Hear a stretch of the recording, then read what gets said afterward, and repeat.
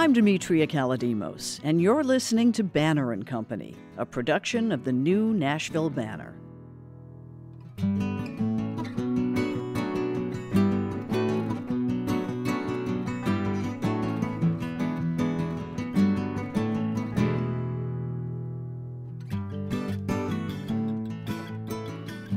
Now, if you've been around, you may pick up on something, our name. It's a nod to my old partner in crime, Dan Miller. He is and always will be my gold standard. Good evening, welcome. Good program for you tonight. Our guest is Jimmy Buffett, one of the most consistently appealing writers and performers in the music business today. There are a lot of reasons why people loved Dan's show, Miller & Company.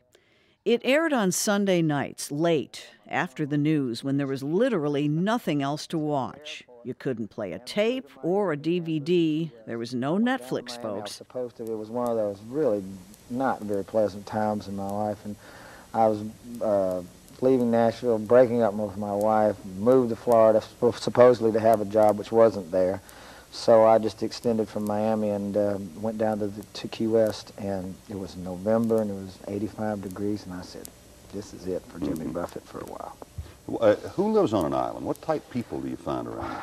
Any island, I think, Dan, you have to be of a certain mentality. It wasn't an interview show. I wouldn't call it that. It was more of a conversation. And that's really because Dan Miller was especially good at listening like the everyman.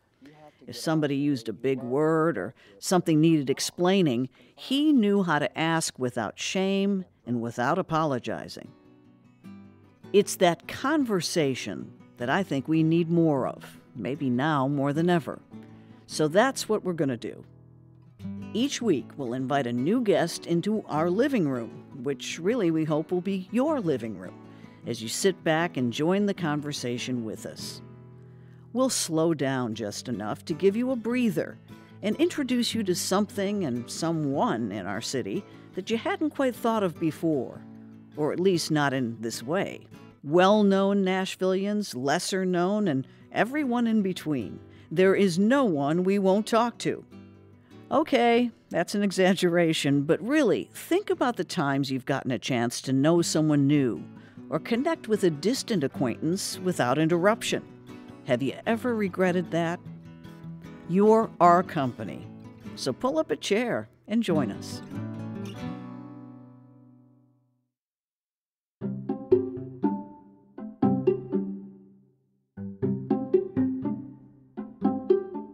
So it will go without saying for some of you that the Nashville Banner has been around for a long time. It was long our city's afternoon newspaper to the Tennesseans' morning paper. Now, the Banner shut down in the 90s, and let's just say a lot has happened to Nashville's local media scene since. Now the Nashville Banner is back, and we hit the ground running in March. We've got reporters on courts, metro government, and criminal justice. And yes, we're a far cry from print, but better yet, we've got something for every platform. Video, audio. Hell, they may even make me get on TikTok.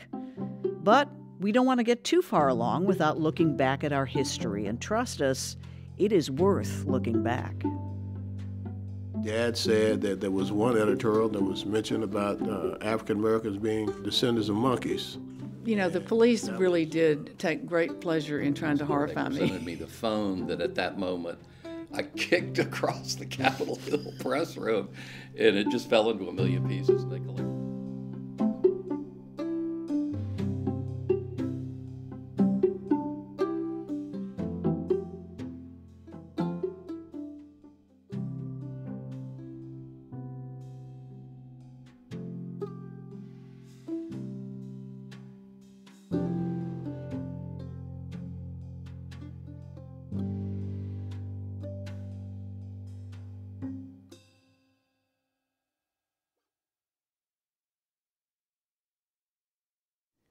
November the 22nd, 1963, and this paper had 42 pages, and the price was 10 cents. President Kennedy murdered in Texas. This is an extra. Killer gun also fails Governor Conley. Parker Toler still has copies of the old Nashville Banner, a bunch of them. And that's not just because he was a news junkie. In fact, he wouldn't necessarily call himself that, even though he still takes the paper today, has since 1954, the year he became a paperboy. His route was on 15th Avenue, along Belmont Boulevard, Compton, and Bernard. It had those tremendous hills, and I was 15 years old at the time I started that route, and so I did not have a car, so I'd have to get one of the folks that did have a car to spot those papers for me so I could get them delivered. He carried the Banner and the Tennessean, before and after school. I would make between $400 and $500 a month. That was more money than a lot of people working were making. That was a tremendous amount of money. It was hard work. And you know what? Parker was good at it. There's a little bit of an art to doing it. It was demanded that you put the paper on the porch. You couldn't just throw it in the yard. So you got some skill at how you roll those papers and how you threw them. His hands would turn black from the ink rolling those papers. I would use rubber bands mainly on Sunday because you couldn't roll any Sunday paper. They were tremendous. And if it was raining, he'd wrap them in wax paper. So you'd have to pull all your papers aside because everybody was in there. It was kind of a free-for-all every morning. But we had to have a manager there that kind of watched a little bit, but half the time he was about half asleep. So you had to get all your papers. So when I get my papers, we'd have a bench. I'd get my papers over there and get them laid out. First thing I'd do is pull out the newspaper and see what the headlines were, and I would read most of the front page of the paper to see what was happening in our city.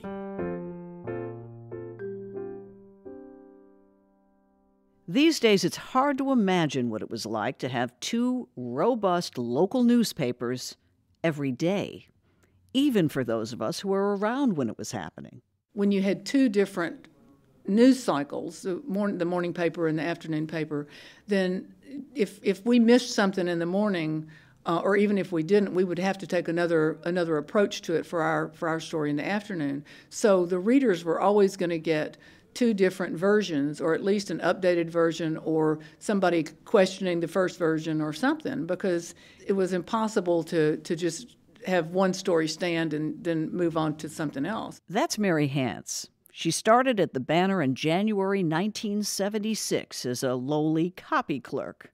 Her words, not mine. But she'd go on to become a bit of a trailblazer. As the first woman police reporter, it was kind of a challenge because the police really did take great pleasure in trying to horrify me. But her claim to fame is when she decided to grab onto the title Miss Cheap. Whose idea was that? It was my idea. Great. It was my idea. It was one of those things that... She was on the business desk at the time and found that her stories on bargains had broad appeal. And you know what? I get that. Whether you're rich or poor, men or women, that everybody likes to think they got more than their money's worth. So I proposed it, and, at first people didn't like the name. They said it was, that cheap was derogatory, but... I wanted it to be fun. I didn't want it to be, 20 things to do with your old pantyhose. I mean, I wanted it to be something that real people could do and have fun with, and, not really.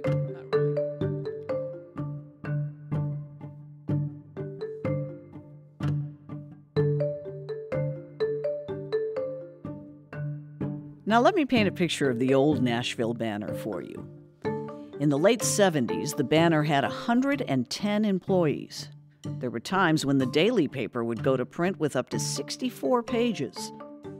In the late 80s and early 90s, there were people writing about recipes and food, an arts reporter, several people on the music beat. There was even a dedicated television writer, Greg Bailey.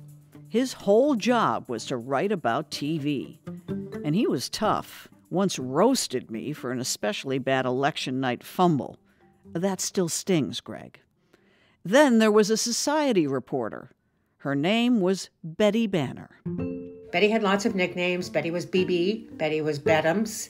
Betty was Betts. KOS became Betty Banner in the late 80s, but she was far from the first. I mean, it goes decades back. And it was a succession of women who took on the role of Betty Banner. Betty was supposed to be anonymous, like no one knew who Betty Banner was. And that was partially because there were so many different Bettys through the years. And also many of the society women that were written about had been Bettys. But Betty was always spoken about in the third person. So I would get a call that would say, can Betty come to our luncheon or our party or our kickoff or our whatever? You know, I had moved to Nashville from New York City. I had no concept of Southern society or any of that. It was all pretty alien to me. And, you know, within the paper itself, Betty wasn't exactly the most highly regarded. And it was definitely not highly regarded among the photographers who would rather be, you know, covering a fire than going to a tea or going to the Swan Ball.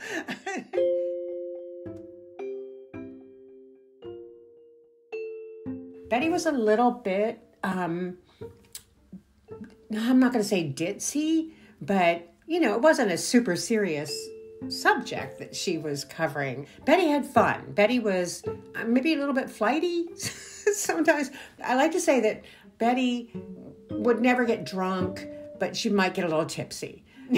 Betty would flirt, but she would never make an advance or do anything inappropriate. Betty was friendly, but not overly so. Doesn't that sound like the perfect Southern belle? Well, Kay West nailed the tone with her own voice mixed in here and there. I am proud to say that I was the last. I wasn't the first Betty, but I was the last Betty. In February 1998, the Banner shut down. But before we get to that, there's a lot more to unravel from the Banner's wild and, at times, troubling history. I'm Demetria Kalodimos. You're listening to Banner & Company.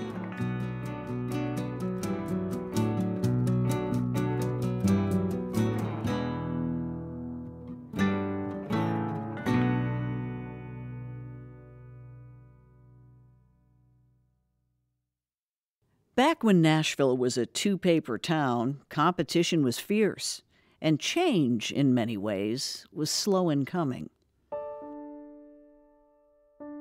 We've been hearing from some of the women who made names for themselves at the Banner from the 70s on. A few held leadership roles, and most we spoke to looked back kindly on those years at 1100 Broadway. But it wasn't exactly a diverse environment from the jump. In fact, if we're going way, way back, the Banner was firmly against women's suffrage in the 20s. And in the 1950s, the Banner and its publisher were overtly opposed to integrating Nashville schools. That publisher was James Stallman, a man Robert Churchwell Jr. never met personally. Well, from what I'd heard, he was an interesting person. He didn't care for African Americans much at all. He did not want Nashville to be integrated. And the Banner reflected that in their editorials. I think Dad said that there was one editorial that was mentioned about African Americans being descendants of monkeys. And he said they used the N-word quite a bit in print. His dad is Robert Churchwell. And if you don't know that name already, you're gonna. My dad was a reporter at the Banner, was the first African-American hired to produce news for the Banner. And they called him the Jackie Robinson of journalism. Because he was the first. He came to the Banner in 1950. And as for why? Well, because he was convinced to work for the Banner. I mean, they're the one that came to him. He didn't go to them. They came to him. Which may sound odd, given that the publisher was overtly racist. But they realized, because of economics, that they needed the African-American community's money. So they felt the best way to do that, was very smart on their part, is to get an African-American reporter to come in and do stories just for the African-American community. Stallman's questionable business motivations aside, what Churchwell made of that job and what it meant to the community was extraordinary. He brought a light with his stories. He told stories of success and celebration within Nashville's black communities. They were revolutionary because they were ordinary and broke the Banner's pattern of solely portraying black Nashvillians as criminals. He covered everything. He covered from babies being born to educational stories, covered churches, he covered elementary school, junior high school, college. Whatever took place in the African American community, he covered. Dad had to get up early morning, and at that time he didn't have a car. And so he would walk around Black Nashville gathering his stories. And so he would get his stories. His deadline was, I think, 10 o'clock, because Banner being the evening daily, he had to get his stories into the editor before it could be published. So it took a lot of fortitude to do that, a lot of discipline to do that, a lot of stick-to-itness to do that. And he never missed a deadline. He never missed a deadline. He always made his deadline. He believed that what he was doing was worthwhile, something that would take upon greater than he ever thought. And so, you know, with that type of discipline, that type of mindset, that type of faith, because it takes faith to go up against opposition, you know, and of course, quite a bit of opposition. But he, with that, and as with God, all things are possible, and he took care of what he needed to take care of. Robert Churchwell was not given a desk for his first 5 years as a full-time reporter. He'd go into the newsroom only to turn in his story to the city editor.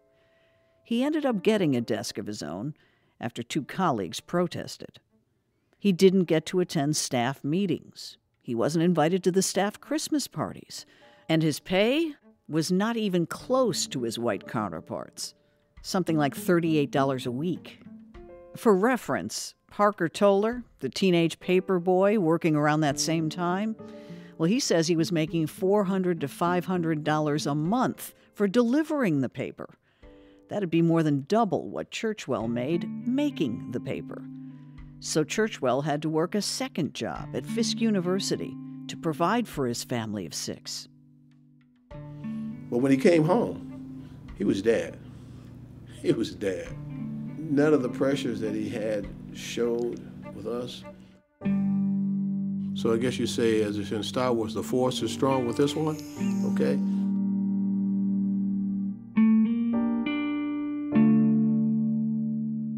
Robert Churchwell was the only black reporter at the Banner for decades.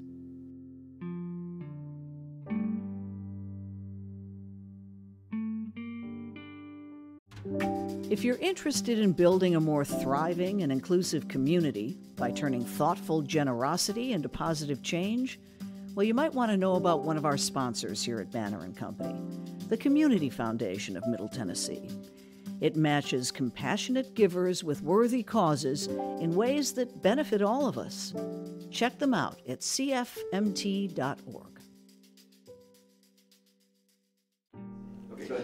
So, from, 4 or 5 years old, I knew I wanted to be in news. I knew I wanted to work for the Banner. My dad would bring the final edition home every day, so that's how I learned how to spell Banner, actually, in final and edition. But, so I knew that's what I wanted to do. God put that inside of me as a little girl. That's Tam Gordon. She started applying to work for the Banner in 1974, and she kept going, kept going. I kept going till the security guard felt sorry for me one day. He said, "Why don't you go over next door? Why don't you go over next door?" Next door to the competition, the Tennessean. I said, no, this is where I have to work. Finally, after 4 years of trying, legendary reporter Larry Brinton, who had been on the job only 3 days, hired Tam. She became the first black woman to work in the Banner newsroom. Going in, she had no experience, so she started as an editorial assistant, doing dictation and obits. She just wanted to get her foot in the newsroom door. Then, One day, a small plane went down in a backyard in Donaldson, and no one was there to cover it but Tam. Pretty soon, she got the federal court beat. And despite what the boss has said that nobody stays on a beat any longer than a year or two, I was there for 9 years. So. Is it exciting to see your name printed on the page by Tam Gordon? You know what? Heck yeah. Yeah, it is. It is. It was. My mother would keep, from the day I went and had my first byline, she would like clip all these stories, clip these stories, and then she's like, I guess they're gonna keep you, so she just kind of quit clipping. Robert Churchwell retired not too long after Tam started. At least by then there were a few more women on staff. Mary Hance, who we heard from earlier, and Elise McMillan was hired as a GA reporter. But the Banner was kind of a boys' club. Yeah, so my name is Bruce Dobie, and I went to work at the Nashville Banner in 1983. He was fresh out of journalism school at Columbia in New York City.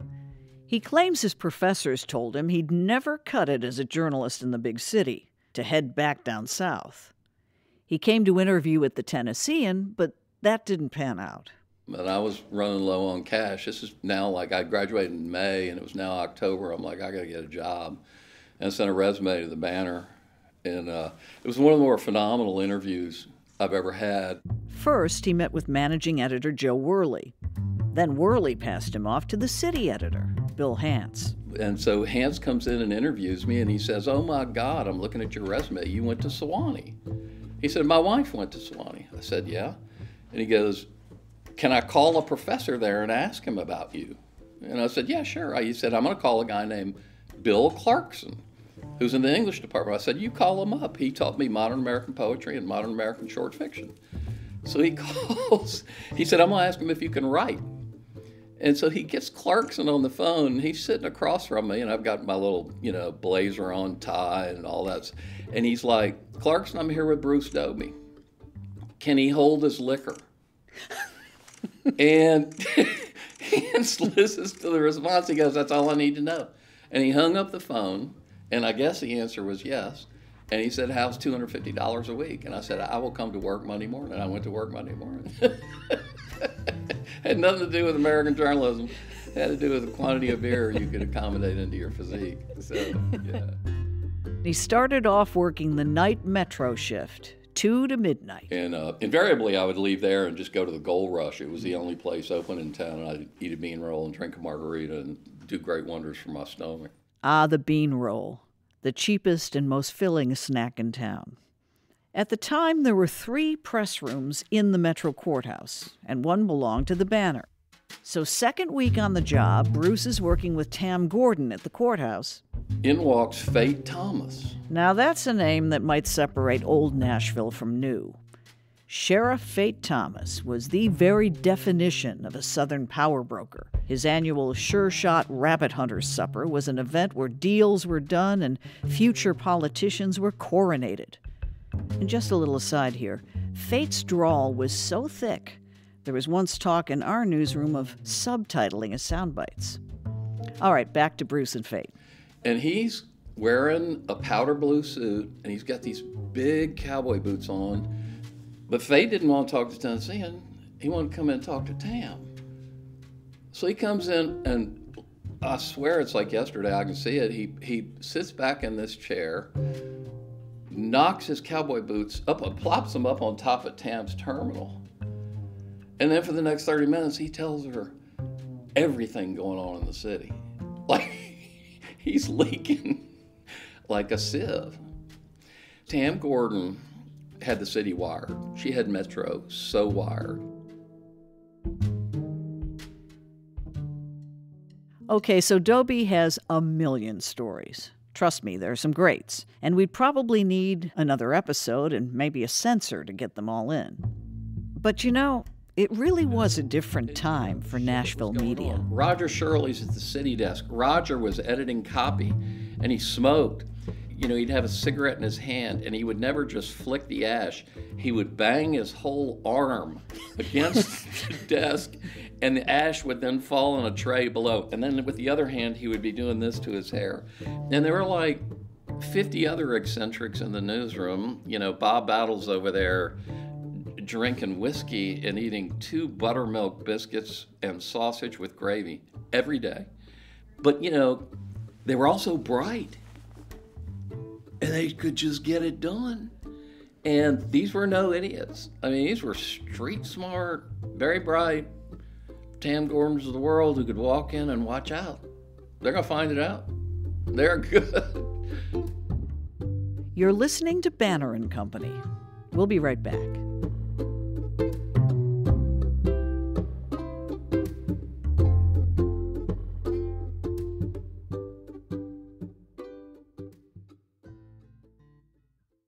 If there was a heyday for the Banner, I think Bruce Dobie saw the end of it. I got swooped into having to do a lot of stuff that the front office wanted, a lot of which was really cloudy to me ethically, like whether it was the publisher not liking this person on an individual level or had a score to settle. And there was one story that really pushed him over the edge. It was the late 80s, and come to find the Republican candidate for governor, Winfield Dunn, hadn't paid his taxes for 2 years. Dobie got the story. And I just wrote the lead straight up. But that's not exactly how the lead went to print. He says the lead ended up listing how much Winfield Dunn had paid in taxes, not that he avoided paying altogether for 2 years. I remember when I left the Capitol Hill press corps, they presented me the phone that at that moment I kicked across the Capitol Hill press room, and it just fell into a million pieces, and they collected it in a shoebox, and when I left to start the Nashville scene, they gave me this torn apart phone.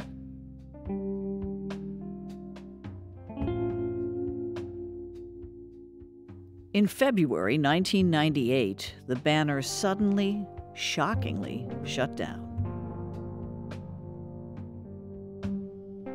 The front page that day read "End of Story" in big, bold letters. It's got a photo of the staff. There's Mary Hance, Roger Shirley, Nikki Pendleton Wood holding her brand new baby. But one person was missing. Yep, me. Yeah. Photographer Larry McCormack. He started the same year as Bruce Dobie, 1983, and he loved every minute of it. Maybe minus the tea parties he had to photograph for Betty Banner. I was at the first Predators game. I was at the first Titans game. I was at the first, everything that happened in Nashville, we got to be a part of. And you watched history unfold, from 2nd Avenue and Broadway changing from porn places and pawn shops into what it is today. So that day, February 20th, 1998, the last day the paper went to print, it was a moment he didn't want to miss. I was wondering, are we going to take a final photo? And somebody said, yeah, we are. And I said, well, who's going to take it? And so I went to the publisher and I said, who's going to take the picture? And he said, oh, we're going to get a Tennessean photographer. And I mean, that's like saying your brother's going to beat you over the head or something. I mean, this is our biggest competitor.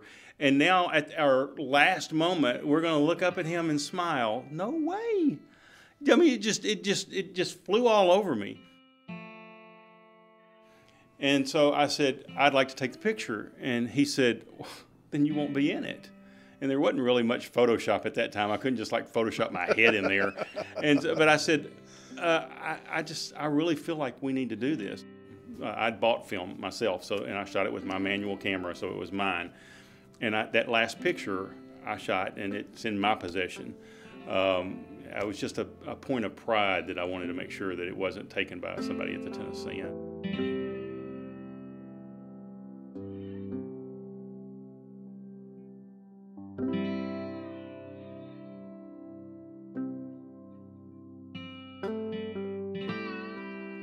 It can be hard to explain the real emotion you feel when you're playing on a team. Athletes know it, and you know what? Journalists know it too. Especially if you've stayed loyal to a team for many years. Well, now I'm getting a chance to jump off the bench and be a starter at a startup operation. It's the Banner. That name is loaded with tradition, pride, and history, but this is a new banner with an emphasis on depth, a dedication to the truth and to this community's need to know. This banner aims to be fearless, always fair, and tireless when it comes to truth-telling. It's now my 40th year in Nashville as a journalist, which is kind of hard to believe. But I've got to say, I've never been more fired up.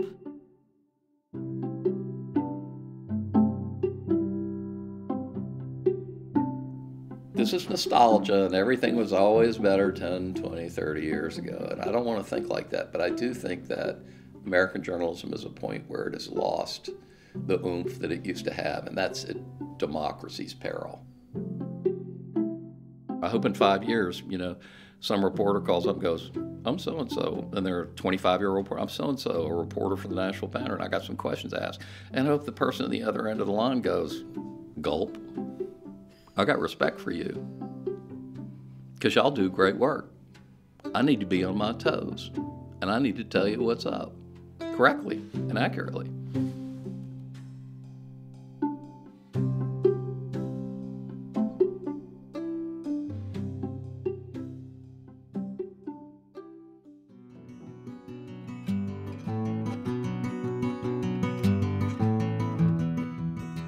Banner & Company is a production of the new Nashville Banner. I'm Demetria Kalodimos. Our producers are Steve Haruch and Andrea Tudhope. Original music by Verlin Thompson. Subscribe wherever you get your podcasts and follow along at NashvilleBanner.com. You're in good company.